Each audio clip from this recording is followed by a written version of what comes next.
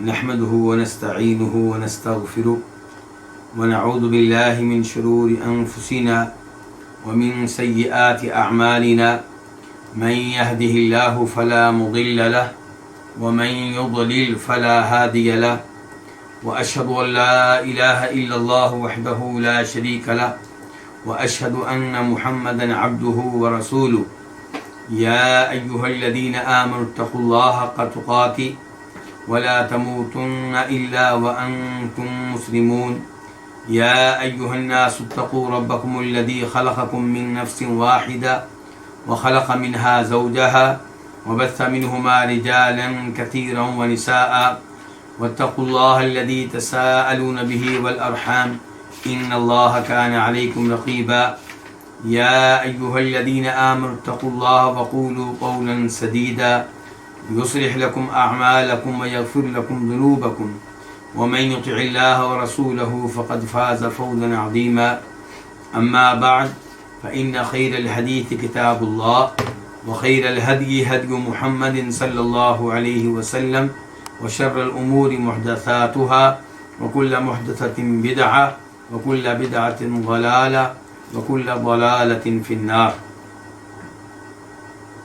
الوافی بما فی الصحیحین، صحیح بخاری اور صحیح مسلم کی احادیث پہ مشتمل ایک عظیم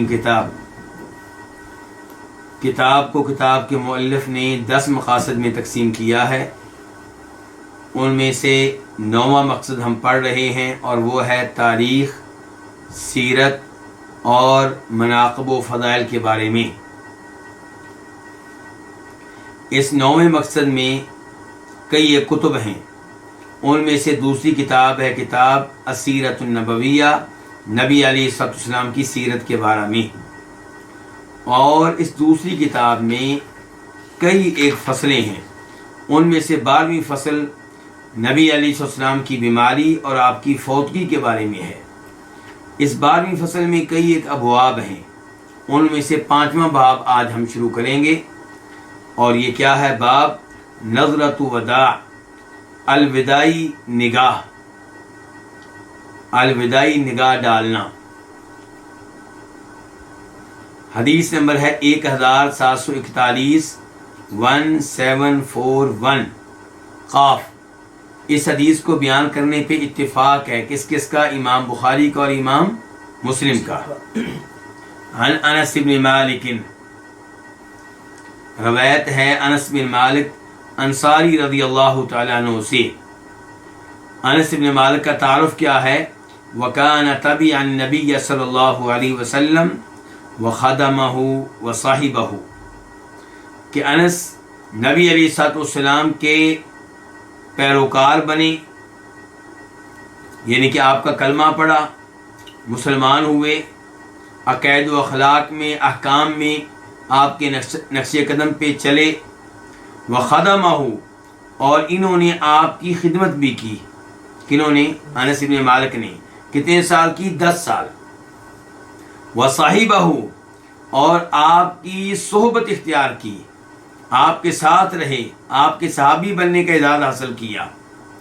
تو یہ انس بن مالک کہتے ہیں کہ ان ابا بکر کان یصلی لهم فی وجع النبی صلی اللہ علیہ وسلم الذی توفی فیہ، کہ ابو بکر ان کو نماز پڑھایا کرتے تھے. کن کو؟ صحابہ کرام کو. نبی علیہ السلام کی اس بیماری میں جس میں آپ فوت ہوئے. حتی اذا کان یوم الاثنین، یہاں تک کہ جب سوموار کا دن تھا، اور ہم جانتے ہیں کہ آپ کب فوت ہوئے ہیں؟ سوموار کے دن. یہاں تک کہ جب سوموار کا دن تھا، وہم صفوف فی الصلاۃ، اور وہ نماز میں صفیں بنائے ہوئے تھے. کون؟ صحابہ کرام.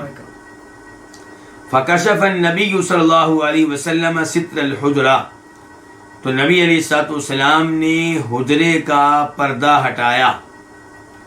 کون سا حجرہ؟ ام المؤمنین عائشہ کا. اور یہاں پہ میں یہ وضاحت کر دوں کہ حجرے سے مراد ام المؤمنین عائشہ کا جو کمرہ تھا، اس کے دائیں بائیں جو 4 دیواری ہے وہ مراد ہے.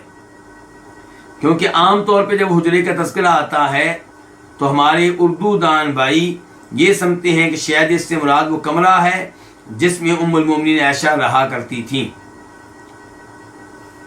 صحیح بات یہ ہے کہ حجرے سے مراد وہ چار دیواری ہے جو کمرے کے سامنے ہوا کرتی تھی۔ تو نبی علیہ السلام نے حجرے کا پردہ ہٹایا، ينظر الینا، اس حال میں کہ آپ ہمیں دیکھ رہے تھے، وہو قائم، اور آپ کھڑے تھے، کھڑے ہو کر دیکھ رہے تھے، بیٹھ کر نہیں، کھڑے ہو کر۔ کأن وجہہ ورقۃ مصحف، گویا کہ آپ کا چہرہ مصحف کا ورقہ ہو۔ مصحف کے جو اوراق ہوتے ہیں وہ بڑے پیارے ہوتے ہیں اور سفید ہوتے ہیں، اس پہ کوئی میل نہیں ہوتی، کوئی ایسا مسئلہ نہیں ہوتا۔ تو حسن و جمال کے لحاظ سے آپ ایسے لگ رہے تھے، آپ کا چہرہ ایسے لگ رہا تھا گویا کہ کسی مصحف کا ایک ورقہ ہو۔ ثم تبسم یضحک، پھر آپ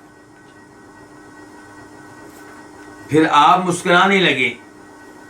فہممنا ان نفتتن من الفرح، تو ہم نے قصد کیا کہ ہم فتنے میں واقع ہو جائیں۔ من الفرح برؤیت النبی صلی اللہ علیہ وسلم، نبی علیہ السلام کو دیکھنے کی خوشی کی وجہ سے۔ اس کا کیا مطلب ہے کہ فتنے میں واقع ہو جائیں؟ اس کا مطلب یہ ہے کہ ہم نے چاہا کہ ہم نماز توڑ دیں۔ نبی علیہ السلام کئی دنوں کے بعد نظر آئے ہیں، صحابہ کرام آپ سے سچی محبت کرتے ہیں، آپ کو ترسے ہوئے ہیں کئی دنوں سے، اور آج کئی دنوں کے بعد جب آپ کے چہرے انور پہ نگاہ پڑی ہے تو چاہتے ہیں کہ نماز توڑ دیں اور جی بھر کر نبی علیہ السلام کو دیکھ لیں۔ تو یہ چیز صحابہ کرام کے دلوں میں آئی کہ نماز توڑ دیں۔ فہممنا، تو ہم نے قصد کیا اس بات کا، ارادہ کیا اس بات کا کہ ان نفتتنا، کہ ہم فتنے میں واقع ہو جائیں، یعنی کہ نماز توڑ دیں، من الفرح برؤیت النبی صلی اللہ علیہ وسلم، نبی علیہ السلام کو دیکھنے کی خوشی کی وجہ سے۔ فنکس ابو بکر علی عقبیہ، تو ابو بکر رضی اللہ عنہ اپنی ایڑیوں کے بل واپس موڑے، یعنی کہ بطور امام نماز پڑھا رہے ہیں، قبلے کی طرف منہ ہے، تو انہوں نے یہ نہیں کیا کہ اب اپنی پشت قبلے کی طرف کر لیں، بلکہ منہ قبلے کی طرف کرتے ہوئے، پشت نمازیوں کی طرف کرتے ہوئے، ایڑیوں کے بال پیچھے کو آئے، ان کے پہلی صف میں آنا چاہتے ہیں تاکہ اللہ کے رسول علیہ السلام کے لیے مصلی امامت خالی کر دیں۔ تو فناکس ابو بکر اپنی ایڑیوں کے بال واپس مڑے، واپس آئے، الٹے پاؤں، یعنی کہ جس کو کہتے ہیں آنا، لیسر الصف، تاکہ وہ صف میں پہنچ جائیں۔ کون سی صف میں؟ پہلی صف میں۔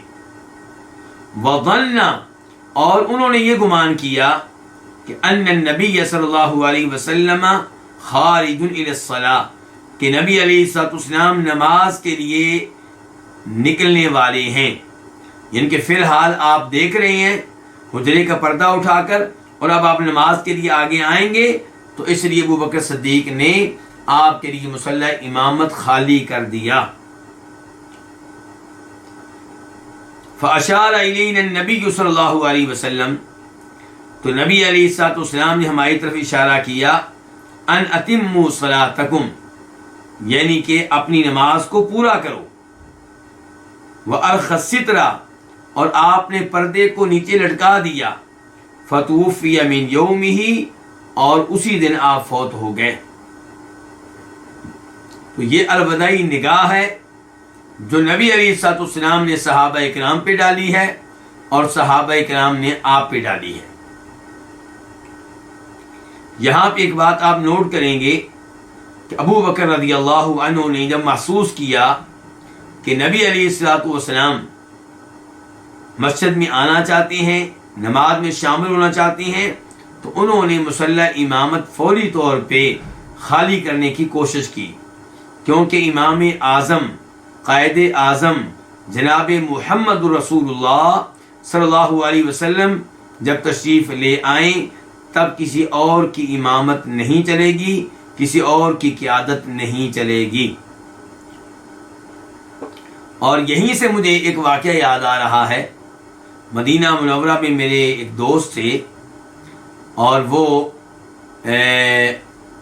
بنیادی طور پہ پاکستان سے تعلق رکھتے تھے۔ مدینہ میں ان کو اللہ تعالیٰ نے توحید کی نعمت دی، تو ایک عرصے کے بعد جب وہ اپنے ملک میں آئے تو وہ یوں سمجھ رہے تھے کہ جیسے یہاں پہ، یعنی کہ ان کے ملک میں مساجد سعودیہ کی طرح ہیں کہ کسی مسلک کی تخصیص نہیں ہے، کسی بھی مسجد میں آپ داخل ہو جائیں، اللہ کی مسجد ہے، نماز پڑھ سکتے ہیں۔ تو وہ کسی ایک مسجد میں داخل ہوئے، انہوں نے محسوس کیا کہ جب اقامت ہوئی تو امام کے پیچھے جگہ خالی ہے، تو اس جگہ پہ کھڑے ہونے کی کوشش کی،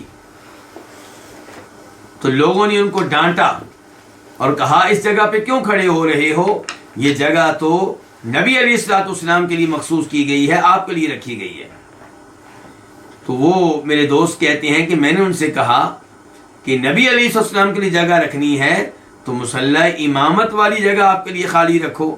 کیا اللہ کے رسول امام کے پیچھے کھڑے ہوں گے، یا آپ کا حق یہ بنتا ہے کہ آپ مصلی امامت پہ کھڑے ہوں؟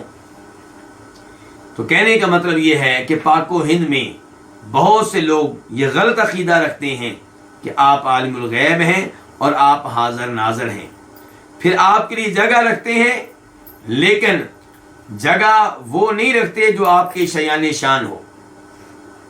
ایک عقیدے کی غلطی، اور ایک یہ غلطی کہ مصلی امامت پہ اپنے امام کو کھڑا کر دیتے ہیں، اور اللہ کے رسول کے لیے جگہ کہاں خالی رکھی جا رہی ہے؟ امام صاحب کے پیچھے۔ لیکن یہاں پہ ابو بکر صدیق کو دیکھیں، جو جانتے تھے نبی علیہ السلام کے مقام و مرتبہ کو، جب انہوں نے محسوس کیا کہ اللہ کے رسول علیہ السلام نماز کے لیے آنے والے ہیں، تو انہوں نے آپ کے لیے مصلی امامت خالی کرنے کی کوشش کی، لیکن اللہ کے رسول نے کہا اپنی نماز مکمل کرو، اور آپ نے پردہ لٹکا دیا اور گھر میں تشریف لے گئے۔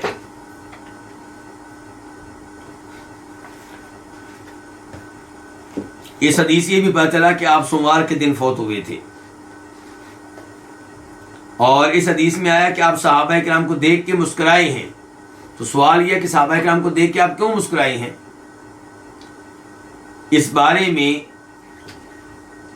غیب تو اللہ ہی جانتے ہیں، لیکن محسوس یہ ہوتا ہے کہ آپ نے دیکھا کہ میری محنتیں رنگ لے آئی ہیں، اور صحابہ کرام کی ایک جماعت پیدا ہو چکی ہے، اور آپ نے دیکھا کہ میرے مصلی امامت میں میرے ابو بکر کھڑے ہیں۔ تو یہ وہ چیزیں ہیں جن کو دیکھ کر آپ مسکرائے ہوں گے، واللہ تعالی اعلم۔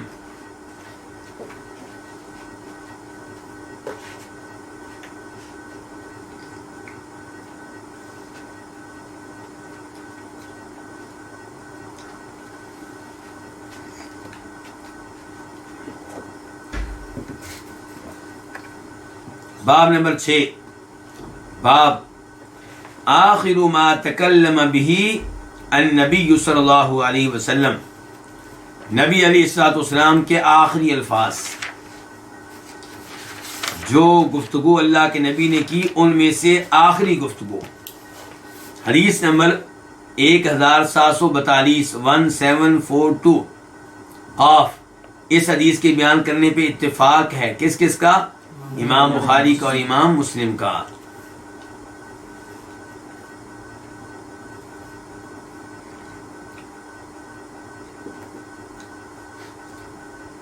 عن عائشہ، روایت ہے ام المؤمنین عائشہ سے، قالت، انہوں نے کہا، کان النبی صلی اللہ علیہ وسلم یقول وہو صحیح، کہ نبی علیہ الصلوۃ والسلام فرمایا کرتے تھے جب کہ آپ تندرست تھے۔ کیا فرمایا کرتے تھے؟ کہ انہ لم یقبض نبی حتی یری مقعدہ من الجنہ، کسی بھی نبی کی روح قبض نہیں کی جاتی یہاں تک کہ وہ دیکھ لے جنت میں سے اپنا ٹھکانہ۔ اسے جنت میں اس کا ٹھکانہ دکھایا جاتا ہے، ثم یخیر، پھر اسے اختیار دیا جاتا ہے، جی اب بتاؤ دنیا چاہیے کہ آخرت چاہیے؟ نبی کو جنت میں اس کا مقام و مرتبہ، اس کا ٹھکانہ دکھایا جاتا ہے، اور پھر کہا جاتا ہے کہ اب بتائیں جی دنیا میں رہنا چاہتے ہیں کہ آخرت کی طرف منتقل ہونا چاہتے ہیں؟ تو یہ بات آپ بتایا کرتے تھے۔ تو کہتی ہیں فلما نزل بہ، تو جب آپ پہ فوتگی کے لمحات طاری ہوئے، جب آپ پہ فوتگی نازل ہوئی، موت طاری ہوئی،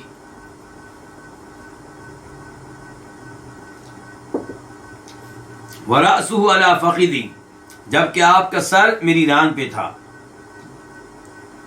غشی علیہ، آپ پہ غشی طاری ہو گئی، ثم افاقا، پھر آپ کو افاقہ ہوا، فاشخص بصرہ الی سقف البیت، تو آپ نے اپنی نگاہ اٹھا دی گھر کی چھت کی طرف، ثم قال، پھر آپ نے کہا اللہم الرفیق الاعلی، اے اللہ میں بلند و بالا ساتھیوں کو چاہتا ہوں۔ کیا مطلب؟ میں دنیا میں نہیں رہنا چاہتا بلکہ آخرت کی جانب منتقل ہونا چاہتا ہوں، تاکہ میری ملاقاتیں ہوں تیرے عظیم نبیوں سے، شہداء سے، صالحین سے، صدیقین سے۔ فقلت، تو میں نے کہا، یہ کون ہے؟ ام المؤمنین عائشہ فرماتی ہیں میں نے کہا اذن لا یختارونا، تب آپ ہمیں اختیار نہیں کریں گے۔ کیا مطلب؟ جب آپ یہ کہہ رہے ہیں کہ اللہم رفیق الاعلیٰ، اس کا مطلب یہ ہے کہ آپ کو اختیار دیا جا رہا ہے، اور آپ نے بتا دیا کہ میں رفیق اعلیٰ کے پاس جانا چاہتا ہوں، بلند و بالا عظیم الشان جو میرے ساتھی ہیں، رفقا ہیں، ان کے پاس جانا چاہتا ہوں۔ اس کا مطلب یہ ہے کہ آپ ہمیں اختیار نہیں کریں گے، دنیا کو اختیار نہیں کریں گے، ہمارے ساتھ رہنے کو اختیار نہیں کریں گے۔ وعرفت، میں نے پہچان لیا، انہ الحدیث الذی کان یحدثنا وہو صحیح، کہ یہ وہی بات ہے جو آپ ہمیں بیان کیا کرتے تھے جب کہ آپ کیا تھے؟ تندرست تھے۔ قالت، ام المؤمنین کہتی ہیں فکانت آخر کلمۃ تکلم بها اللہم الرفیق الاعلی، تو اللہم الرفیق الاعلی یعنی کہ اے اللہ میں بلند و بالا رفقا کو چاہتا ہوں، یہ آپ کے آخری الفاظ تھے تکلم بها جو آپ نے ادا کیے۔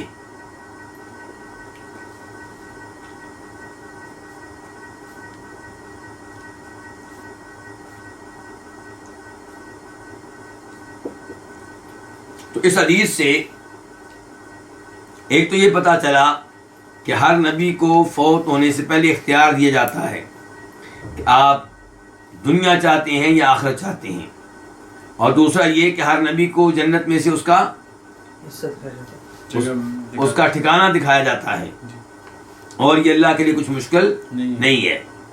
تیسرے نمبر پہ یہ کہ جب آپ فوت ہوئے ہیں تب آپ پہ غشی بھی طاری ہوتی رہی ہے، اور یہ کہ آپ نے اس وقت یہ الفاظ کہہ رہے تھے اللہم رفیق الاعلیٰ، اور یہ آپ کے آخری الفاظ تھے۔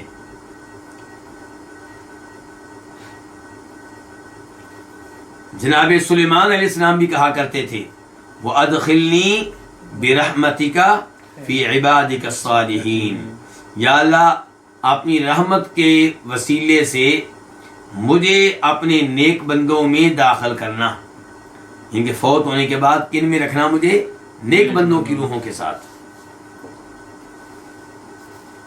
باب نمبر 7، باب وفات النبی صلی اللہ علیہ وسلم وبیعت ابی بکر، نبی علیہ الصلوۃ والسلام کی فوتگی اور ابو بکر کی بیعت۔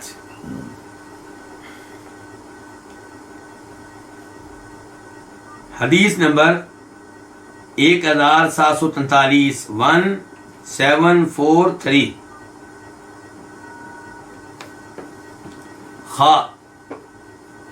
اس حدیث کو روایت کرنے والے امام کون سے؟ امام بخاری۔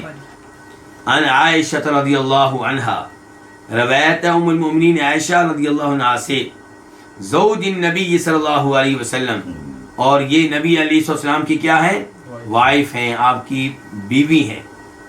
قالت، وہ کہتی ہیں اقبل ابو بکر علی فرسہ من مسکنہ بالصنح، کہ ابو بکر اپنے گھوڑے پہ آئے من مسکنہ اپنی اس رہائش سے جو کہاں تھی بسنہ سنہ مقام پہ تھی. اور سنہ مقام جو ہے یہ مدینہ کا بالائی علاقہ ہے. اور یہاں پہ آپ کی رہائش جو تھی وہ آپ کی اس بیوی کی رہائش تھی جسے بنت خارجہ کہا جاتا ہے، جن کا تعلق انصار سے تھا.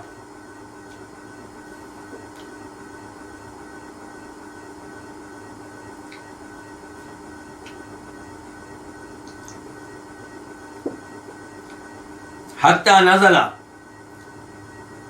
یہاں تک کہ وہ اترے کس چیز سے؟ گھوڑے سے.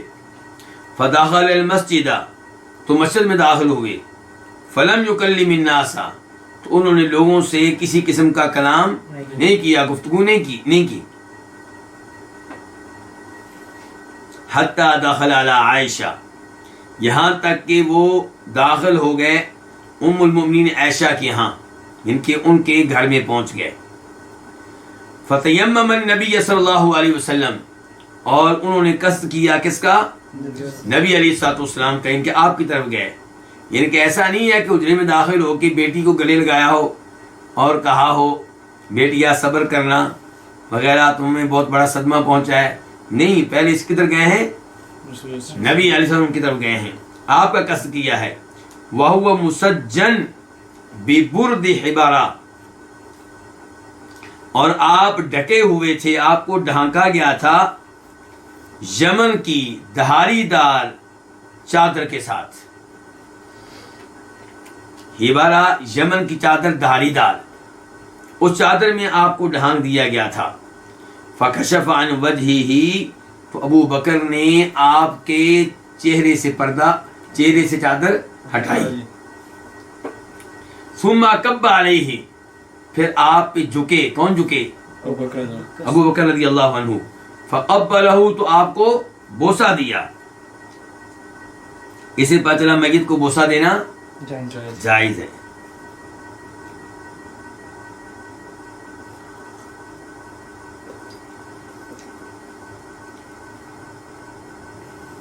ثم بکا، پھر ابو بکر رونے لگے، بوسہ دینے کے بعد رونے لگے. فقال، تو کہا بِأَبِي أَنْتَ يَا نبی اللہ، اے اللہ کے نبی آپ پہ میرے والد قربان ہوں. لا یجمع اللہ علیک موتتین، اللہ تعالیٰ آپ کو 2 بار موت نہیں دے گا. 2 بار موت نہیں دے گا، اس کا کیا مطلب ہے؟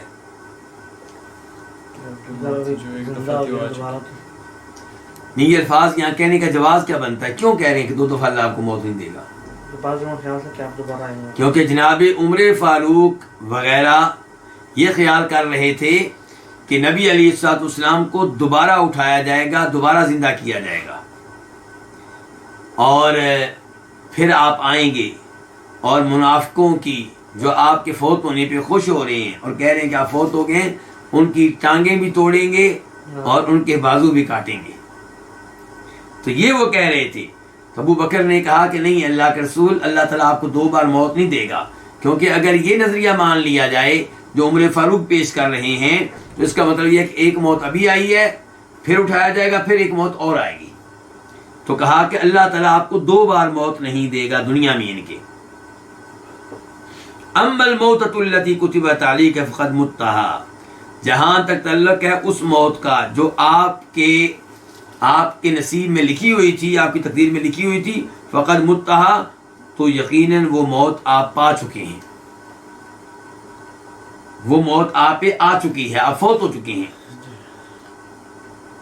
وفی روایات، اور ایک روایت میں ہے، یعنی کہ ام المومنین عائشہ کی اس حدیث کی ایک روایت میں ہے کہ ان رسول اللہ صلی اللہ علیہ وسلم مات و ابو بکر بالصنح، کہ بے شک رسول اللہ صلی اللہ علیہ وسلم فوت ہوئے جبکہ ابو بکر کہاں تھے؟ مقام سن، اور وہ کہاں ہے؟ مدینہ کا بالائی علاقہ جس کو اوالی کہتے ہیں.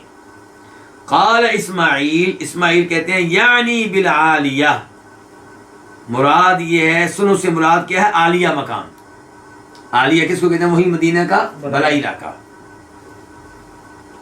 اور یہ کون سی جانب بنتی ہے مدینہ کا بالائی علاقہ؟ قباء اور قباء کے ارد گرد. جی ہاں، یہاں پہ مسئلہ یہ کہ اسماعیل کہاں سے آگے کون ہے؟ یہ راوی ہیں. تو یہاں پہ کچھ وضاحت کرنا چاہوں گا تاکہ میرے وہ بھائی جو نہیں جانتے احادیث علماء کرام کیسے روایت کرتے ہیں وہ تھوڑی سی اس بات کی حقیقت جان سکیں کہ امام بخاری اس حدیث کو جب بھی ہم پڑھ رہے ہیں روایت کرتے ہیں اسماعیل بن عبداللہ الویسی سے، اسماعیل بن عبداللہ الویسی، اور وہ روایت کرتے ہیں سلیمان بن بلال سے. کتنے راوی ہو گئے؟ 2. سلیمان بن بلال روایت کرتے ہیں ہشام بن عروہ سے. کتنے ہو گئے؟ 3. ہشام بن عروہ روایت کرتے ہیں اپنے والد عروہ بن زبیر سے، اور عروہ روایت کرتے ہیں اپنی خالہ ام المؤمنین عائشہ سے. کتنے ہو گئے؟ 1 2 3 4 5. جی 5 راوی ہو گئے. تو راویوں کے سلسلے کو کیا کہتے ہیں؟ سند. سند کے بعد جو اللہ کے رسول کا فرمان ہوتا ہے یا صحابی جو حدیث بیان کر رہے ہوتے ہیں وہ کیا ہوتا ہے؟ اس کو کیا کہتے ہیں؟ متن. تو یہاں پہ اسماعیل نے وضاحت کی ہے، امام بخاری کے استاد اسماعیل نے روایت کی ہے اس حدیث میں کہ یعنی بالعالیہ، کہ سنو سے مراد کیا ہے؟ عالیہ، مدینے کا بلائی علاقہ. فقام عمر یقول، تو عمر کھڑے ہو کے کہنے لگے واللہ ما مات رسول اللہ صلی اللہ علیہ وسلم، اللہ کی قسم نبی علیہ السلام فوت نہیں ہوئے. قالت، کہتی ہیں کون؟ ام المؤمنین عائشہ. وقال عمر، اور کہا کس نے؟ عمر نے. واللہ، اللہ کی قسم، ما کان یقع فی نفسی الا ذاک، میرے دل میں نہیں آ رہا تھا مگر یہی، کیا کہ آپ فوت نہیں ہوئے، آپ کا فوت نہ ہونا میرے دل میں یہی بات آ رہی تھی، میں نے وہ بات کی جو میرے دل میں آ رہی تھی. وَلَيَبْعَثَنَّهُ اللَّهُ، اور البتہ اللہ تعالیٰ آپ کو اٹھائے گا، آپ کو زندہ کرے گا، اٹھائے گا.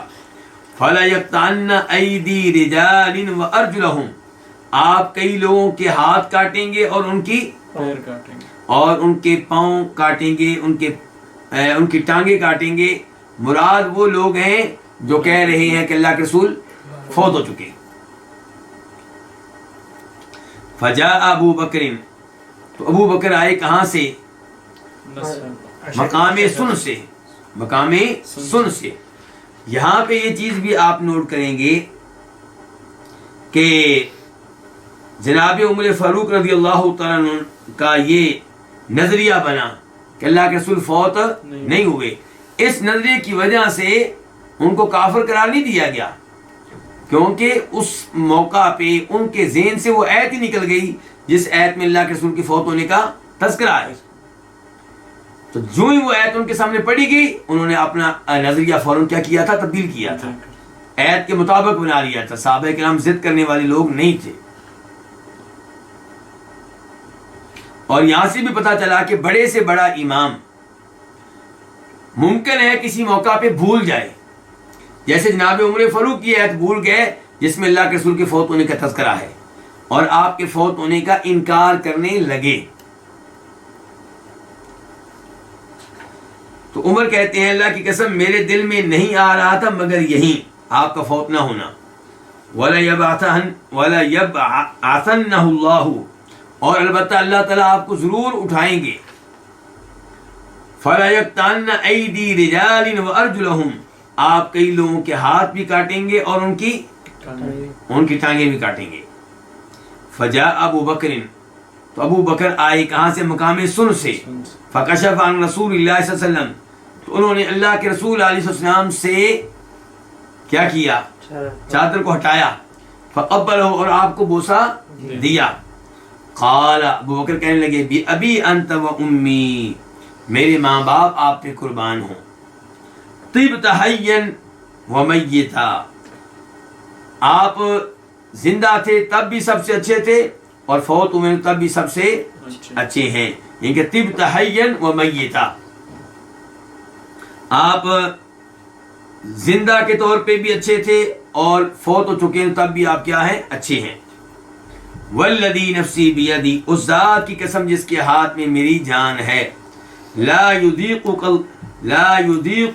اللہ الموتتین ابدا، اللہ تعالیٰ کبھی بھی آپ کو دو موت کا ذائقہ نہیں چکھائے گا، یعنی کہ جو موت ایک آنی تھی وہ آ چکی ہے۔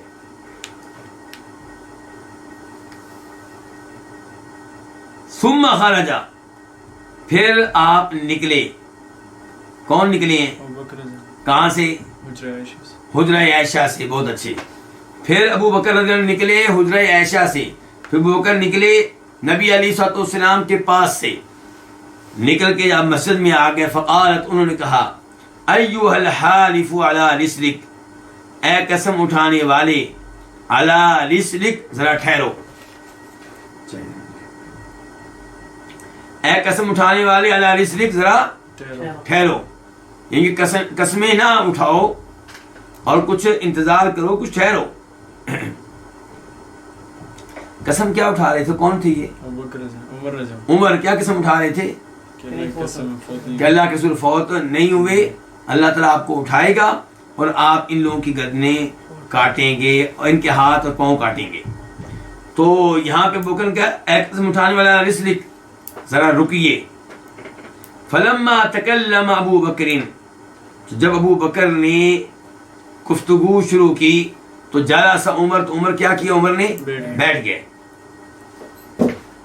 اور دوسری بخاری کی روایت میں آتا ہے جس کا نمبر ہے 1242 کہ عمر فاروق نے باقاعدہ کہا کہ اجلس، عمر بیٹھ جائیں، تو انہوں نے بیٹھنے سے انکار کر دیا تھا۔ صحابہ کرام اتنے پریشان ہیں کہ پریشانی کی وجہ سے ایسی چیزیں، یعنی کہ صدمہ اتنا ہے کہ جس کی وجہ سے یہ کچھ ہو رہا ہے کہ ابو بکر کہہ رہے ہیں بیٹھ جائیں اور وہ بیٹھنے سے انکار کر رہے ہیں۔ تو پھر ابو بکر نے کہا، اے قسم اٹھانے والے، علی رسلک، ذرا ٹھہرو۔ فلما تکلم ابو بکر، جب ابو بکر نے کلام شروع کیا، گفتگو شروع کی، تقریر شروع کی، جلس عمر، تو عمر بیٹھ گئے۔ فحمد اللہ ابو بکر وثنى علیہ، تو ابو بکر نے اللہ کی حمد و ثنا بیان کی، رضی اللہ تعالیٰ عنہ۔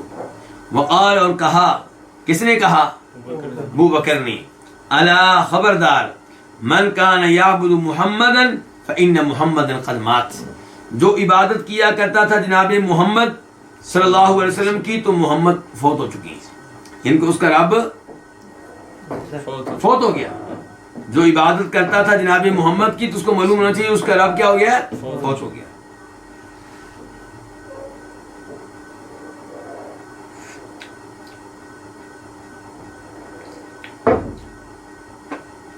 ومن کان یعبد اللہ، اور جو اللہ کی عبادت کرتا تھا، فإن اللہ حی لا یموت، تو بے شک اللہ تعالیٰ زندہ ہے، اللہ پہ کبھی بھی موت طاری نہیں ہوگی۔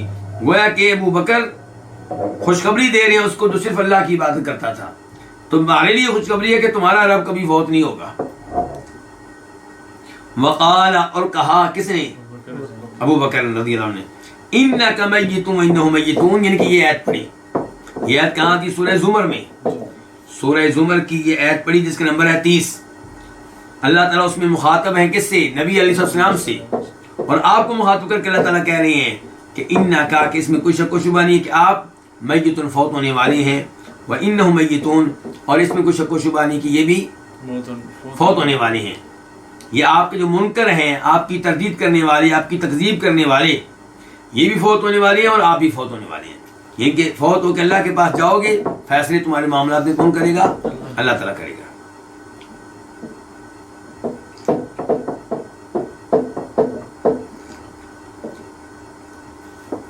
وقال، اور کہا، کس نے کہا؟ ابو بکر رضی اللہ عنہ نے یہ آیت بھی پڑھی ہے کہ وما محمد الا رسول، محمد صرف اور صرف ایک رسول ہے، اس سے بڑھ کر نہیں ہے، رب نہیں ہے، معبود نہیں ہے، محمد صرف اور صرف ایک رسول ہیں۔ قد خلت من قبل رسل، یقیناً آپ سے پہلے کئی رسول گزر چکے۔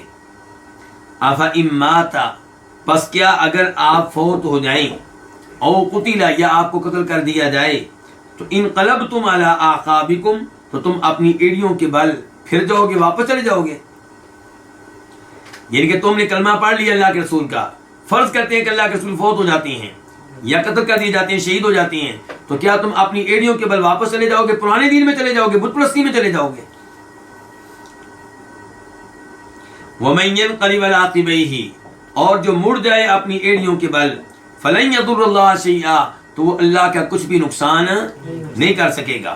وَسَيَجْزِي اللَّهُ الشَّاكِرِينَ، اور ان قریب اللہ تعالیٰ بدلہ دیں گے کن کو؟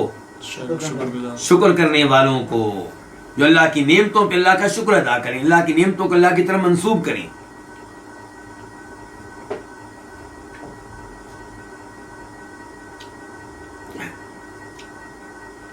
فَنَشَجَ النَّاسُ يَبْكُونَ، تو لوگ رونے لگے ہچکیاں باندھ کر، لوگ رونے لگے ہچکیاں باندھ کر، یعنی جب ان کو یقین ہو گیا یہ دو آیتیں سن کے کہ اللہ کے رسول فوت ہو گئے۔ اب تک کئی لوگ سمجھے تھے کہ آپ فوت نہیں ہوئے۔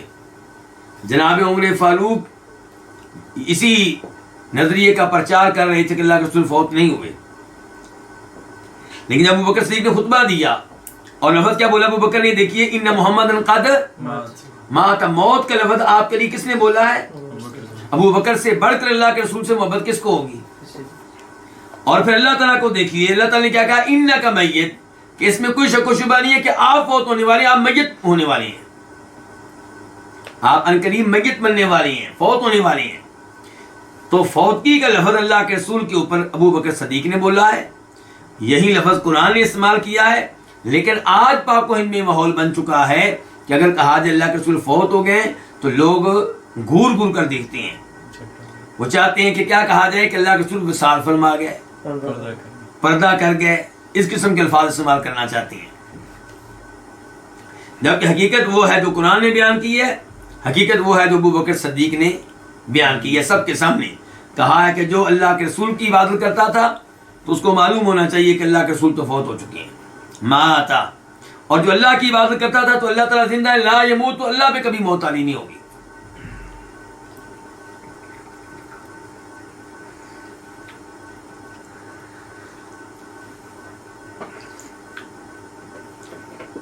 حالا راوی کہتی ہیں وجتمعت الانصار، اور انصار جمع ہوئے الی سعد بن عبادہ، سعد بن عبادہ کے ہاں، کہاں پہ جمع ہوئے؟ فی سقیفۃ بنی ساعدہ، بنی ساعدہ کے سقیفہ میں۔ سقیفہ کس کو کہتے ہیں جی؟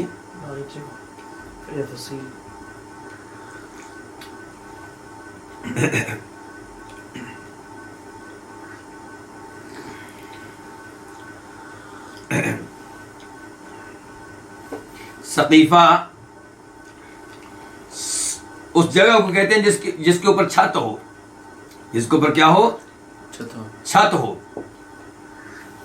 یہ کہ چھت موجود ہے اور باقی کچھ موجود نہیں ہے، دیواریں نہیں ہے، مطلب دیواریں باہر تو ہو سکتی چار دیواری کی، لیکن یہاں جو چھت ہے چھت کی دیوار نہیں ہے، چھت قائم کی گئی ہے ایک دیوار پہ، لیکن ایسا نہیں ہے کہ چاروں طرف سے دیواریں قائم کر کے کمرہ بنا دیا گیا ہو، ایسا نہیں ہے، یعنی کہ کھلی جگہ ہے۔ تو اس کو کیا کہتے ہیں؟ سقیفہ۔ بنو ساعدہ یہ قبیلے کا نام ہوا جن کا یہ سقیفہ تھا، جن کا یہ ڈیرا تھا، جن کی یہ چھت والی جگہ تھی، سائیدار جگہ تھی۔ تو انصاری جمع ہوئے سعد بن عبادہ کے ہاں بنو ساعدہ کے ڈیرے پہ، اور سعد بن عبادہ جو تھے بنو ساعدہ کے کیا تھے؟ ان کے بڑے تھے۔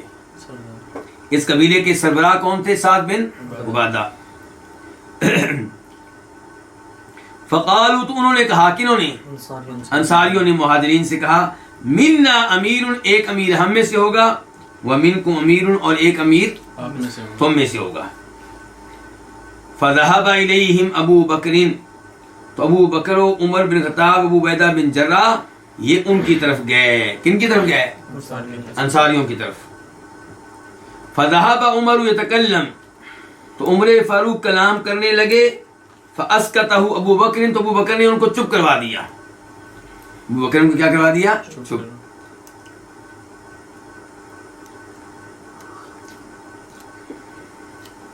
وکان عمر یقول، اور عمر کہا کرتے تھے، واللہ، اللہ کی قسم، ما اردت بذالک، میں نے کوئی ارادہ نہیں کیا اس بات کے ساتھ۔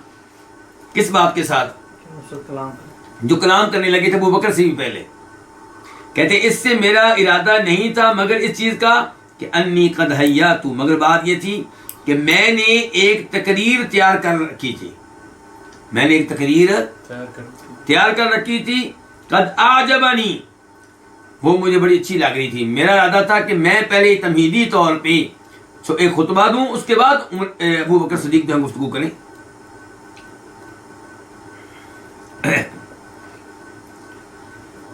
کہتے ہیں عمر فاروق کہ میں نے ایک گفتگو تیار کر رکھی تھی. قد اعجبنی، جو مجھے اچھی لگتی تھی.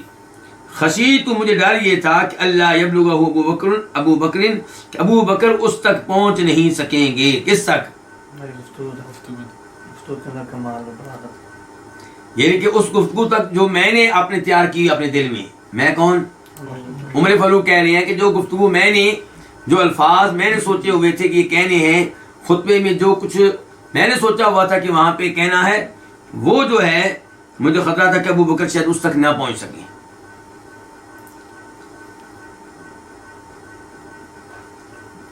ثم تکلم ابو بکر، پھر ابو بکر نے گفتگو کی. فتکلم ابلغ الناس، انہوں نے گفتگو کی اس حال میں کہ وہ لوگوں میں سے سب سے زیادہ بلیغ تھے. گفتگو انہوں نے کی. عمر فاروق کہنا چاہتے ہیں کہ ان کی گفتگو سن کے مزہ ہی آ گیا. مطلب حالانکہ ان کو خطرہ تھا کہ ابو بکر وہ باتیں نہیں کہہ سکیں گے جو میں نے سوچی ہوئی ہیں.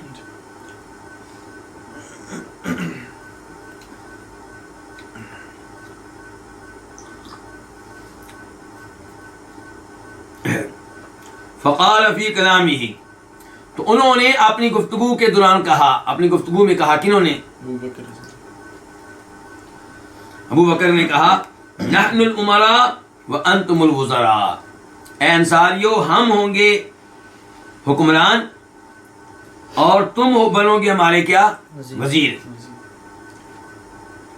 فقال حباب بن المنذر، تو ابو بکر صدیق نے کیوں وہاں پہ اصرار کیا؟ ابو بکر نے یہ کیوں نہیں کہا لو جی لو ٹھیک ہے آپ لوگ بن جائیں، ہمیں کوئی اعتراض نہیں ہے، سنبھالیں آپ لوگ اقتدار. اس لیے کہ اللہ کے رسول کی حدیث تھی الائمۃ من قریش، کہ حکمران کس قبیلے سے ہوا کریں گے؟ قریش سے ہوا کریں گے.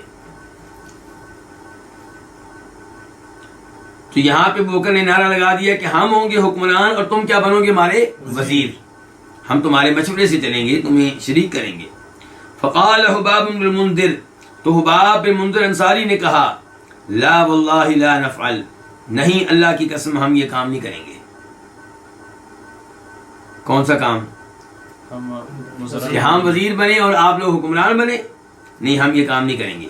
منا امیر، ایک حکمران ہم میں سے ہوگا، ومنکم امیر، اور ایک امیر ایک خلیفہ تم میں سے ہوگا. فقال ابو بکر نے کہا لا، نہیں یہ نہیں ہوگا. ولکننا الامراء، لیکن ہم حکمران ہوں گے، وانتم الوزراء، اور تم کیا بنو گے؟ وزیر بنو گے.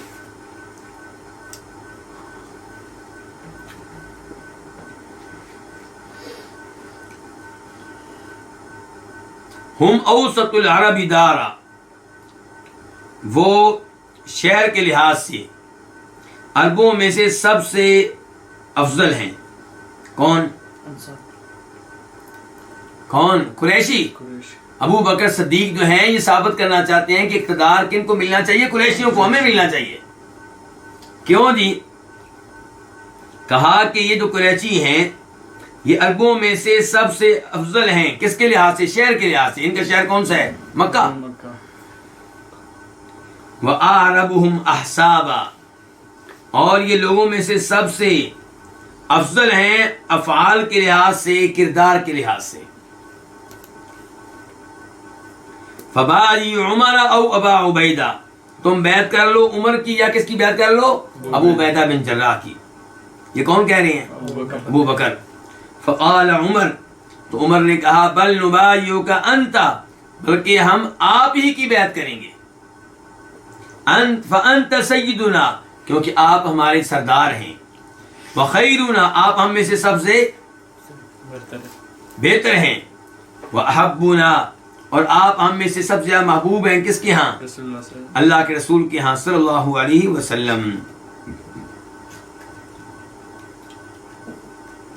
فَأَخَذَ عُمَرُ بِيَدِهِ، عمر نے ان کے ہاتھ کو پکڑا. کن کے ہاتھ کو؟ ابو بکر کے ہاتھ کو. فَبَايَعُوا، تو ان کی بیعت کی. وَبَايَعَ النَّاسُ، اور لوگوں نے بھی ان کی بیعت کی. کون سے لوگوں نے؟ مہاجرین و انصار نے. فقال قائل، تو کہنے والے نے کہا، ایک کہنے والے نے کہا، قتلتم سعدا، تم لوگوں نے سعد کو ہلاک کر دیا ہے، قتل کر کے رکھ دیا ہے. یعنی کہ یہ فیصلہ کر کے کہ حکمران ہمیشہ قریشیوں میں سے ہوا کریں گے، انصاریوں میں سے نہیں ہوں گے، تم لوگوں نے سعد کو کیا کر دیا ہے؟ قتل کر دیا، ہلاک کر دیا ہے. فقال عمر، تو عمر نے کہا، قتلہ اللہ، ہم نے ان کو ہلاک نہیں کیا. کس نے ہلاک کیا ان کو؟ اللہ تعالیٰ نے. اس کا کیا مطلب؟ اللہ نے ان کو ہلاک کیا ہے. خلافت نہ ملنا ان کو اللہ کی طرف سے. یہ نہیں کہ ان کو خلافت وغیرہ نہیں ملی، ان کو حکمرانی نہیں ملی، اور اس چیز کو انہوں نے محسوس کیا، اس پہ وہ ناراض ہوئے. اور یہاں سے بھی پتہ چلا کہ ابو بکر عمر کے درمیان آپس میں کتنا پیار تھا، کتنی محبت تھی. اور یہ پتہ چلا کہ ابو بکر صدیق گفتگو میں فصیح و بلیغ قسم کے انسان تھے.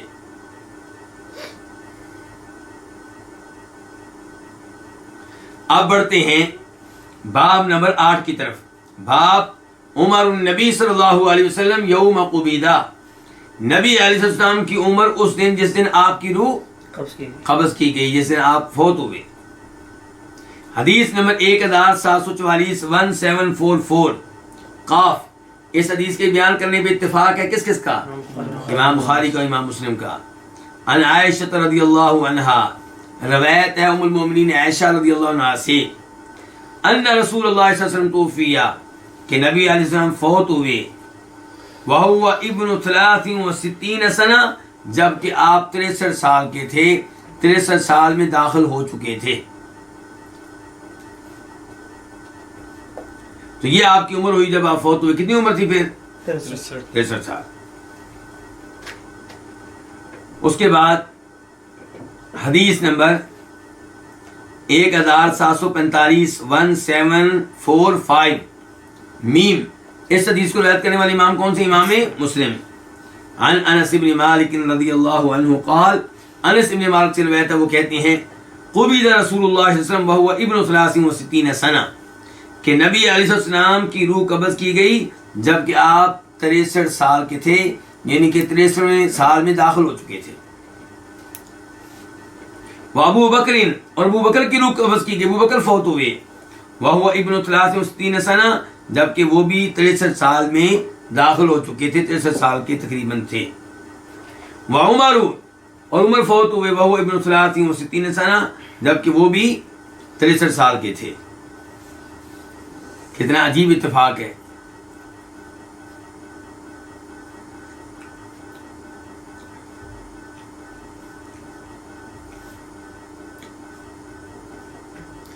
کہ نبی علیہ السلام اور آپ کے دو عظیم صحابی ابو بکر عمر، یہ تینوں جب فوت ہوتے ہیں تو ان میں سے ہر ایک کی عمر کتنی ہوتی ہے؟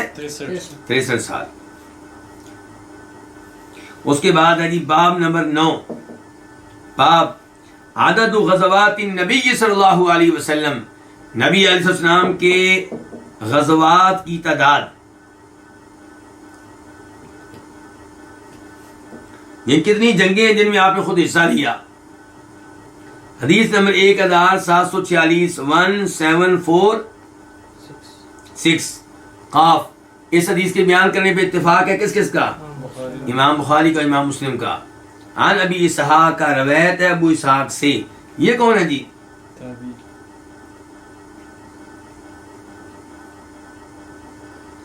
امام بخاری کے استاد. امام بخاری کے استاد نہیں ہے. آپ یہ کہیں گے کہ یہ حدیث کے راویوں میں سے ایک راوی ہیں، یعنی کہ صحابی زید بن ارقم سے حدیث کو روایت کرنے والے یہ ابو اسحاق ہیں، ابو اسحاق عمر بن عبداللہ السبیعی. تو ان سے روایت وہ کہتے ہیں کہ میں زید بن ارقم کے پہلو میں تھا، کون تھے؟ ابو اسحاق. فقیل لہ، تو ان سے کہا گیا. کن سے؟ زید بن ارقم سے کہا گیا. زید بن ارقم سے کہا گیا. ان سے سوال کیا گیا. کیا سوال؟ کم غزا النبی صلی اللہ علیہ وسلم من غزوہ، نبی علیہ السلام نے کتنے غزوے لڑے ہیں، کتنی جنگیں لڑی ہیں، کتنی جنگوں میں خود آپ شریک تھے ان کے؟ قال، تو کہا، کس نے کہا؟ زید بن ارقم نے کہا. بالکل صحیح کہہ رہے ہیں آپ. انہوں نے کہا کہ 19 کہ آپ 19 غزوات میں کیا ہوئے ہیں؟ شریک ہوئے ہیں. قیل، تو کہا گیا کس سے؟ ابو اسحاق سے. ابو اسحاق اور سے کہا گیا معذرت کے ساتھ کن سے کہا گیا؟ زید بن ارقم سے. کہنے والے لیکن کون ہیں؟ ابو اسحاق. اب جو سوال ہونے لگا ہے یہ کرنے والے کون ہیں؟ ابو اسحاق. اور کس سے کیا جا رہا ہے؟ زید بن ارقم سے. تو قیل، کہا گیا کس سے؟ کہا گیا زید بن ارقم سے. کم غزوت انت معہ، آپ نے اللہ کے نبی کے ساتھ کتنے غزوے لڑے ہیں، کتنی جنگوں میں حصہ لیا ہے؟ قال 17. کتنی؟ 17. تو 17 وہ ہو گئی جن میں زید بن ارقم نے حصہ لیا اللہ کے رسول کے ساتھ. اور ٹوٹل کتنی اللہ کے رسول کی جنگیں؟ 19. قلت، میں نے کہا، یہ کون کہنے والے؟ ابو اسحاق. فأیہم کانت اول، ان میں سے پہلی جنگ کون سی تھی، پہلا غزوہ کون سا تھا؟ قال، تو کہا کس نے؟ زید بن ارقم نے کہا العشیر اب العسیرہ، کہ پہلے غزوے کا نام عشیر ہے یا غزوہ عسیرہ ہے. فذکرت لقتادہ، تو میں نے یہ بات ذکر کی قتادہ سے. یہ کون کہہ رہے ہیں میں نے بات ذکر کی قتادہ سے؟ نہیں، یہ شعبہ بن حجاج کہہ رہے ہیں.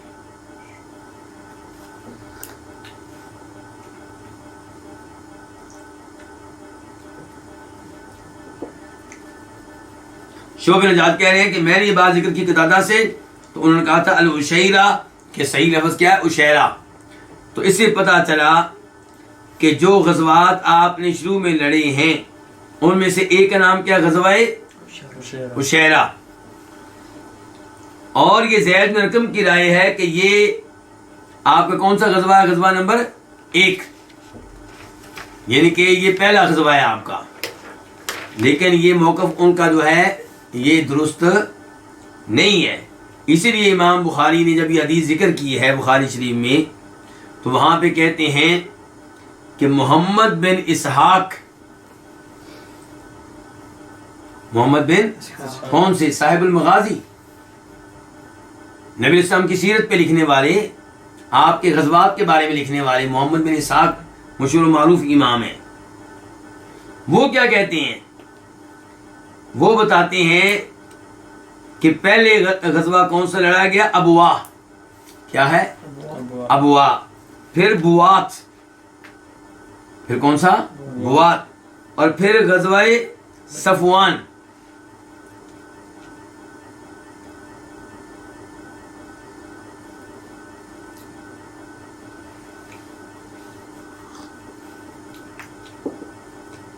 یہ غزوات ہیں. اور جو سریے ہیں وہ اس کے علاوہ ہیں. سریہ وہ لشکر جو اللہ کے رسول نے بھیجا لیکن اس کے ساتھ آپ خود نہیں گئے. تو یہ غزوات ہیں.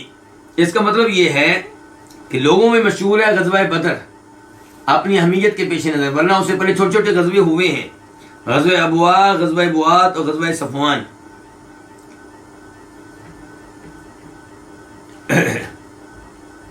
تو یہ تعداد ہے نبی اسلام کے غزوات کی. کتنی تعداد پھر معلوم ہوئی ہے؟ 19. کس نے بتائی ہے؟ زید بن ارقم نے. اور جابر ایک حدیث میں کہتے ہیں 21. اس کو روایت کیا امام ابو یعلا نے اپنی مسند میں.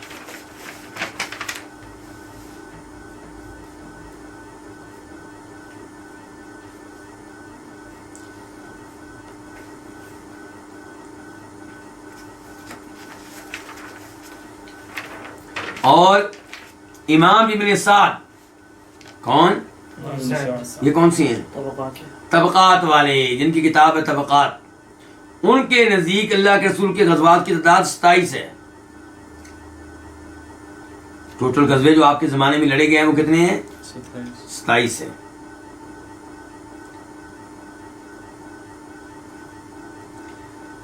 جو غزوات آپ نے لڑے ہیں وہ 27 ہیں. ابن سعد کے مطابق، جابر کے مطابق کتنے؟ 21، اور زید ارقم کے مطابق کتنے ہیں؟ 19. زید ارقم سے پوچھا گیا تھا ان میں کتنے میں آپ شریک ہوئے ہیں؟ انہوں نے کہا تھا میں 17 میں شریک، کہ 2 میں شریک نہیں ہوا. تو جب پوچھا گیا پہلا کون سا تھا تو انہوں نے کیا بتایا؟ اشیر یا اسیرا. ابھی کو شک ہو گیا ہے. تو قتادہ سے پوچھا گیا، انہوں نے کہا کہ کیا صحیح لفظ کیا ہے؟ اشیرا.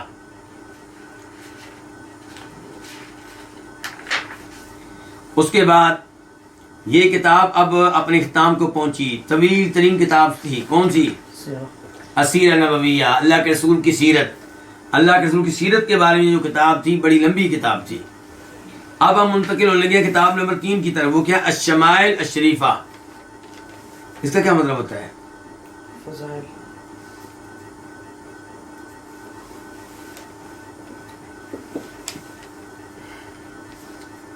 نبی علیہ السلام کے شمائل کیا مطلب؟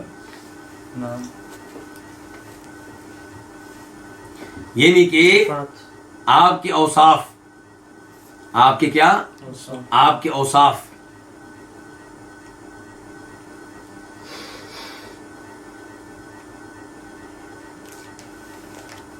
اور اس میں پہلی فصل وہ کیا؟ اسماؤہ، آپ علیہ السلام کے نام، وکمال خلقتہ، اور آپ کی خلقت کس کو کہتے ہیں؟ شکل و صورت کا کامل ہونا. آپ کو جو شکل و صورت اللہ نے دی تھی وہ کیا تھی؟ کامل تھی. ان کے بے عیب تھی، اس میں کوئی عیب نہیں تھا. باب نمبر 1 وہ کیا ہے؟ اسماؤہ، آپ علیہ السلام کے نام. حدیث نمبر 1747 1747 قاف.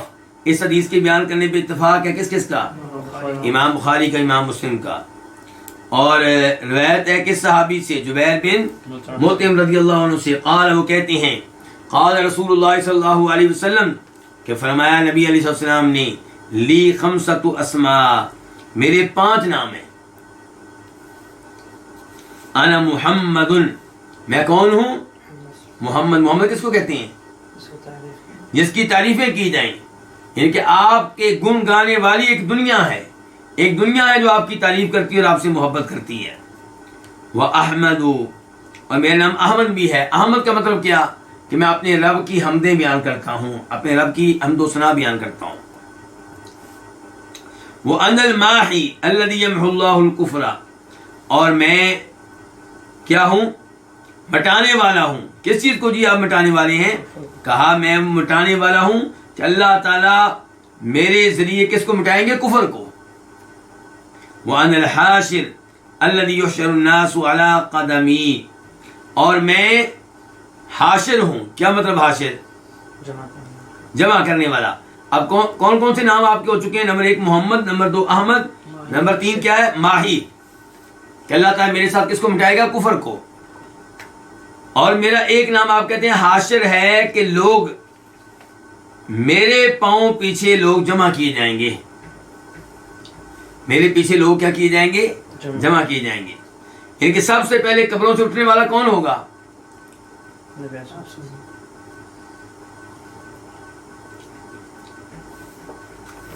نبی علیہ السلام ہوں گے جو قبر سے سب سے پہلے نکلیں گے. تو آپ کہتے ہیں کہ میرے قدم کے پیچھے، میرے پیچھے باقی لوگوں کو جمع کیا جائے گا.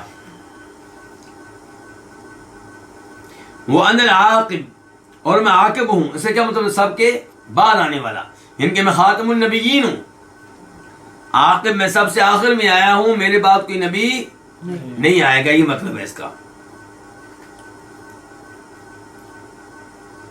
اس کے بعد باب نمبر 2 یہ کیا ہے؟ باب صفات جسمہ صلی اللہ علیہ وسلم، نبی علیہ السلام کے جسمانی اوصاف.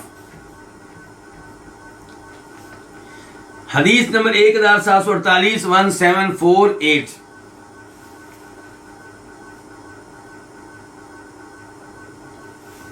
قاف یعنی کہ اس حدیث کو روایت کرنے والے کون کون؟ امام بخاری اور امام مسلم.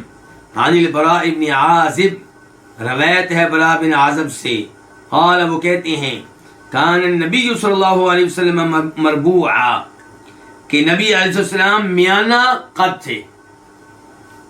آپ کا قد کون سا تھا؟ درمیانہ. بعید ما بین المنکبین، جو دو کندھوں کے درمیان جگہ ہے اس میں بعید فاصلے والے تھے. اس میں کیا تھے؟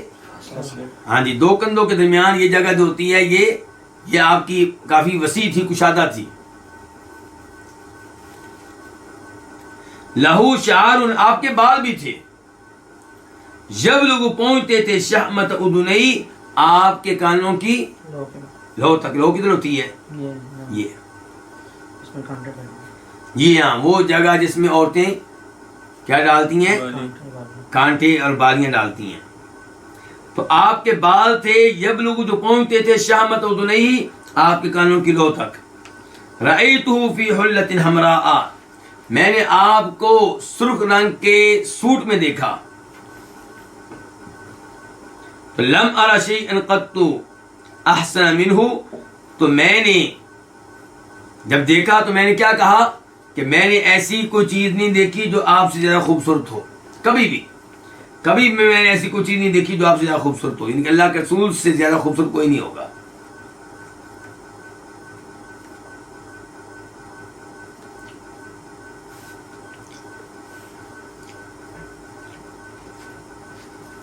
وفی روایت لہما، اور ان دونوں کی ایک روایت میں، کن دونوں کی؟ بخاری مسلم کی. قال کہتے ہیں، کون ہے کہنے والے؟ براء بن عازب، اللہ آپ کا بھلا کرے. کان رسول اللہ صلی اللہ علیہ وسلم احسن الناس وجہا، نبی علیہ السلام چہرے کے لحاظ سے تمام لوگوں سے خوبصورت تھے. وَأَحْسَنُهُمْ خَلْقًا، اور جسمانی اعتبار سے بھی آپ ان میں سے سب سے زیادہ خوبصورت تھے. صرف چہرہ نہیں بلکہ پورے جسم کے لحاظ سے بھی آپ لوگوں میں سب سے زیادہ خوبصورت تھے. لیس بالطویل البائن ولا بالقصیر، آپ ایسے لمبے نہیں تھے. البائن، البائن کا معنی کیا ہوتا ہے؟ واضح. آپ اتنے لمبے نہیں تھے کہ لوگوں میں کھڑے ہوں تو واضح طور پہ نظر آئے کہ جناب یہ تو بہت ہی لمبے ہیں.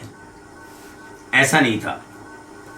ولا بالقصیر، اور نہ آپ بہت چھوٹے تھے. تو آپ کا جو قد تھا وہ تھا جو ہونا چاہیے، نہ بہت لمبا نہ بہت چھوٹا. اس کے بعد جی باب نمبر 3، باب صفت شعر النبی صلی اللہ علیہ وسلم، نبی علیہ السلام کے بالوں کا بیان، نبی علیہ السلام کے بالوں کے بارے میں بیان کہ کیسے بال تھے آپ کی. حدیث نمبر 1749 1749.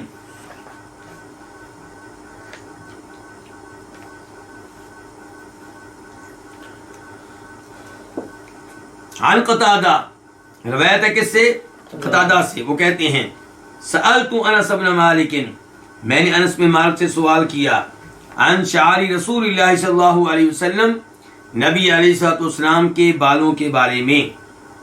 فقال، تو وہ کہنے لگے کان شعر رسول اللہ صلی اللہ علیہ وسلم رجلا، نبی علیہ السلام کے بال جو تھے رجلن، اس کا مطلب کیا ہوتا ہے؟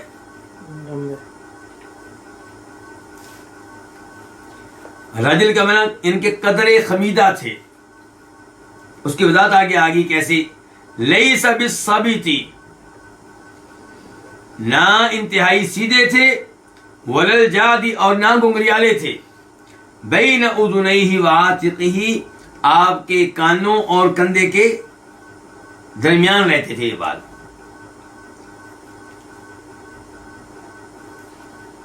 تو یہ ہے آپ کے عظیم اوصاف. آپ کے بالوں کا تذکرہ، آپ کی ناموں کا تذکرہ، ان تمام امور کا تذکرہ یہاں پہ آ رہا ہے۔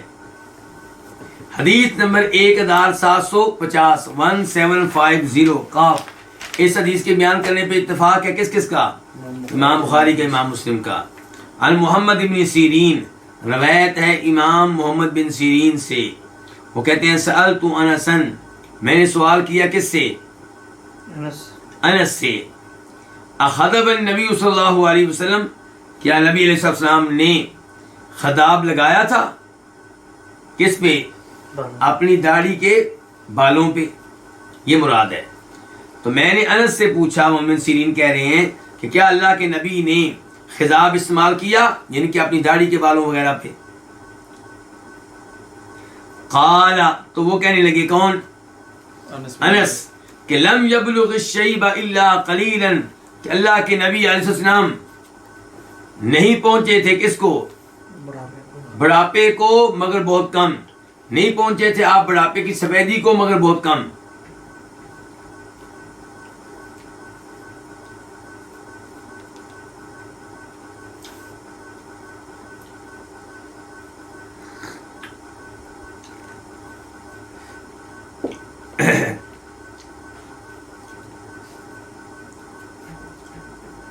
اسی لیے علماء کرام کہتے ہیں کہ اگر کوئی صاحب خواب دیکھیں اور خواب کے بعد لوگوں کو بتائیں کہ میں نے خواب میں اللہ کے رسول کو دیکھا ہے، تو آپ اس سے پوچھیں کہ اللہ کے رسول کا حلیہ کیا تھا، کیا تم جانتے ہو اللہ کے رسول کا حلیہ کیا تھا، اور جو تم نے خواب میں دیکھا اس کا حلیہ کیا ہے؟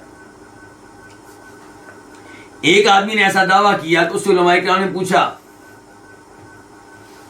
کہ تم نے یہ دعویٰ کیا ہے کہ تم نے کس کو دیکھا ہے؟ نبی علیہ الصلوۃ والسلام کو، یہ بتاؤ کہ آپ کا حلیہ کیا تھا؟ وہ صاحب کہنے لگے کہ جن کو میں نے خواب میں دیکھا ہے ان کا چہرہ نورانی تھا، داڑھی دودھ کی طرح سفید تھی۔ تو جواب دینے والے علماء کرام نے کہا اس کا مطلب یہ ہے کہ تو نے اللہ کے رسول کو نہیں دیکھا، کیونکہ اللہ کے رسول کی داڑھی میں سفیدی نہ ہونے کے برابر تھی، تو اس لیے نہیں کہ تمہاری ملاقات کسی اور سے ہوئی ہے۔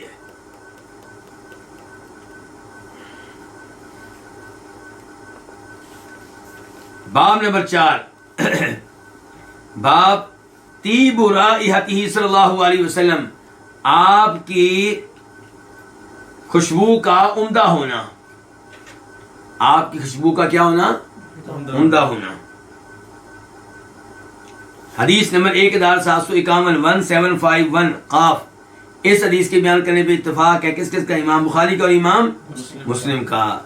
عن انس، روایت ہے جناب انس بن مالک سے، وہ کہتے ہیں ما مسست حریرا ولا دیباجا، میں نے ہاتھ نہیں لگایا کسی بھی ریشم کو، دیباج بھی ریشم کی ایک قسم ہے، تو کہتے ہیں کہ میں نے کسی قسم کے ریشم کو ہاتھ نہیں لگایا جو اللہ کے نبی کی ہتھیلی سے زیادہ نرم ہو صلی اللہ علیہ وسلم، یعنی کہ ایسا ریشم کوئی نہیں ہے جس کو میں نے ہاتھ لگایا ہو اور وہ مجھے اللہ کے نبی کی ہتھیلی سے زیادہ نرم محسوس ہوا ہو۔ ولا شممت ريحا قط او عرفا قط اطيب من ريح او عرف النبي صلی اللہ علیہ وسلم۔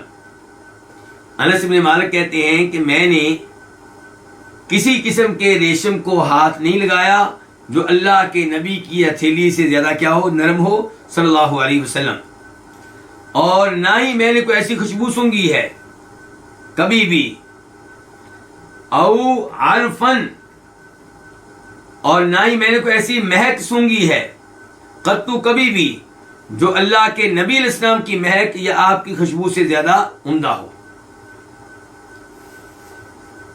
تو انس بن مالک کیا کہہ رہے ہیں کہ اللہ کے رسول علیہ السلام سے جو خوشبو آتی تھی وہ کسی بھی خوشبو سے کیا تھی؟ عمدہ تھی۔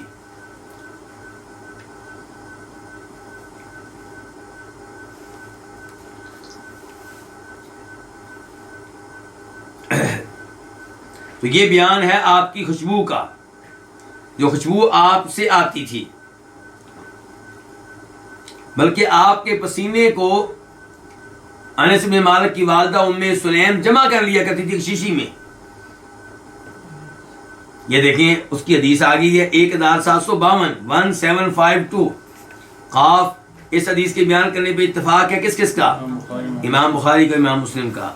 عن انس، روایت ہے جناب انس بن مالک سے، ان ام سلیم، کہ بے شک ام سلیم کانت تبسط للنبی صلی اللہ علیہ وسلم نطعا، وہ نبی علیہ السلام کے لیے چمڑے کی چٹائی بچھا دیا کرتی تھیں۔ فیقیل عندها، تو آپ ان کے ہاں قیلولہ کرتے، کن کے ہاں؟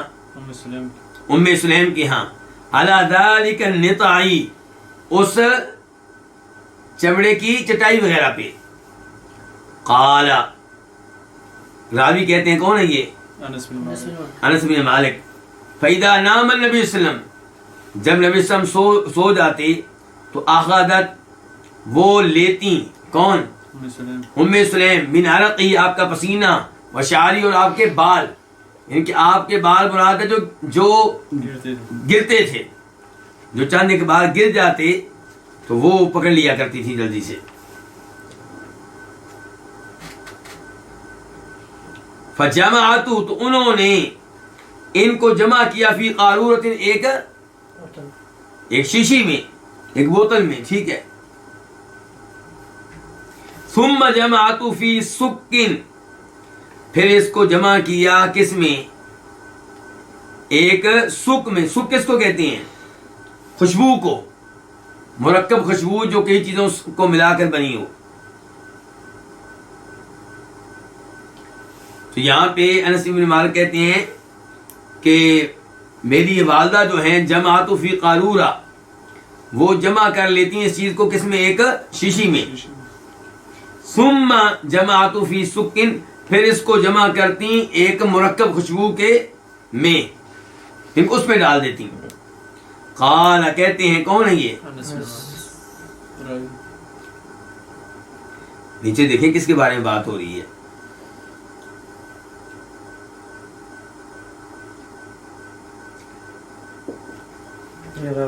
یہ تو انس کے بارے میں بات ہو رہی ہے۔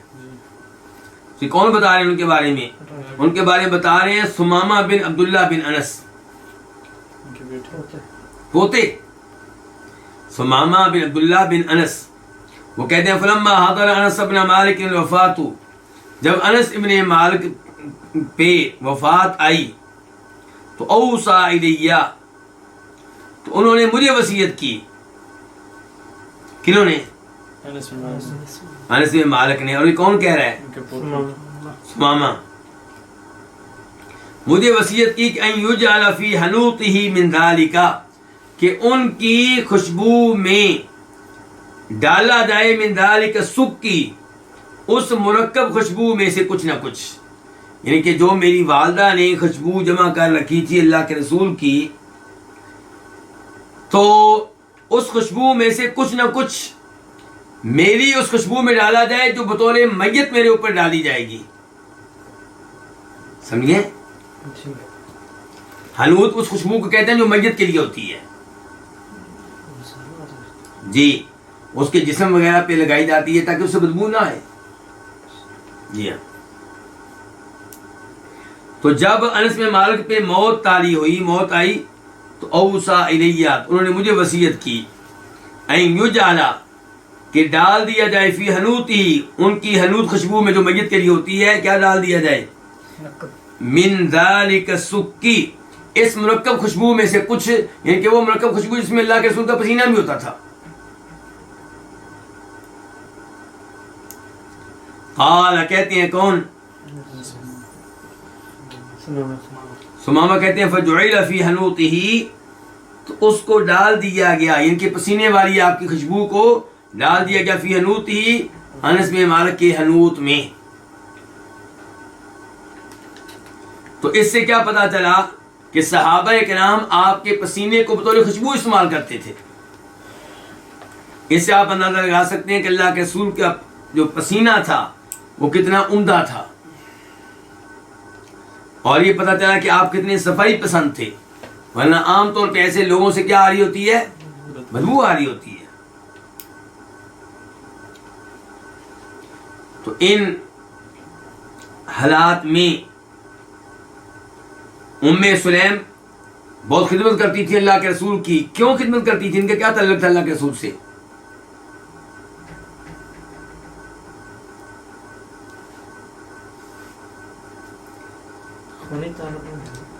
خونی تعلق نہیں ہے. ام سلیم کے بارے میں کہا جاتا ہے کہ یہ آپ کی رضاعت کے لحاظ سے خالہ ہیں.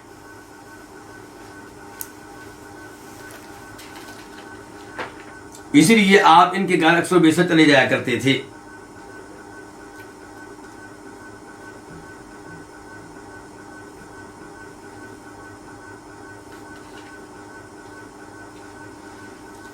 اور یقیلو کا معنی کیا ہے؟ قیلولہ کرتے. یہ قال یقیلو گفتگو کرنے کا معنی نہیں ہے اس کا. اس کا معنی کیا؟ قیلولہ کرنے کا.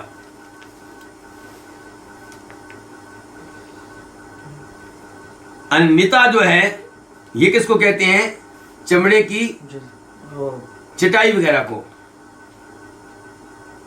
تو اللہ کے رسول کے لیے یہ چٹائی ام سلیم بچا دیتی ہیں. اللہ کے رسول اس کے اوپر آرام کیا کرتے تھے. تو پھر وہاں سے پسینے کو جمع کر لیتی، کیونکہ جو چمڑا ہوتا تھا اس سے پسینہ نیچے گرتا نہیں تھا، ضائع نہیں ہوتا تھا، مطلب وہ جمع کر لیتی. اور آپ کے بال جو اس وقت موقع پہ گرتے وہ بھی اٹھا لیتی. تو سنبھال کے رکھتی تھی ان چیزوں کو. اور بلکہ ایک حدیث میں آتا ہے کہ اللہ کے رسول نے ایک دن دیکھا ام سلیم کو کہ آپ کا پسینہ جمع کر رہی ہیں. تو اللہ کے رسول نے پوچھا بھی یہ تم کیا کر رہی ہو؟ کہا آپ کا پسینہ جمع کر رہی ہوں، اور یہ اس کو ہم اپنی خوشبو میں ڈالتے ہیں، اور یہ بہترین خوشبو کے طور پہ ہم اس کو استعمال کرتے ہیں. یہیں پہ آج کے درس کا انشاءاللہ اختتام کرتے ہیں. اللہ رب العزت سے دعا ہے کہ اللہ تعالی ہمیں نبی علیہ السلام کی سیرت کو صحیح معنوں میں سمجھنے کی توفیق عنایت فرمائے. آپ کے اوصاف کو، اور جیسے دلچسپی ہمیں آپ کے اخلاق سے ہے ایسے دلچسپی لینی چاہیے آپ کے ان اوصاف سے جن کا تعلق آپ کے جسم سے ہے، آپ کے حسن و جمال سے ہے. وصلی اللہ تعالی علی نبینا محمد وعلی آلہ وصحبہ اجمعین.